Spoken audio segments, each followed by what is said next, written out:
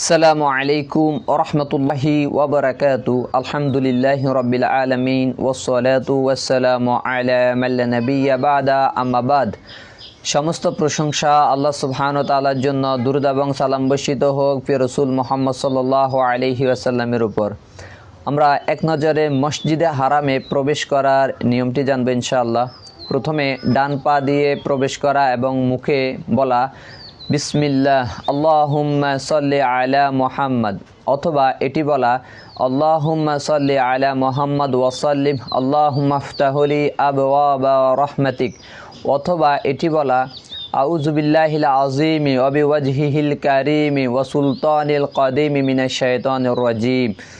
আর বের হওয়ার সময় এটি বলা যে আল্লাহুম্মা সাল্লি আলা মুহাম্মদ ওয়া সাল্লিম আল্লাহুম্মা ইন্নী আসআলুকা মিন ফাযলিক। আর কাবাকে দেখলে দুই হাত তুলে দোয়া করা, এটি মুসান্নিফ ইবনে আবি শাইবাতে এসেছে 2465 নম্বর হাদিসে। ওয়াসসালামু আলাইকুম ওয়া রাহমাতুল্লাহি ওয়া বারাকাতুহু।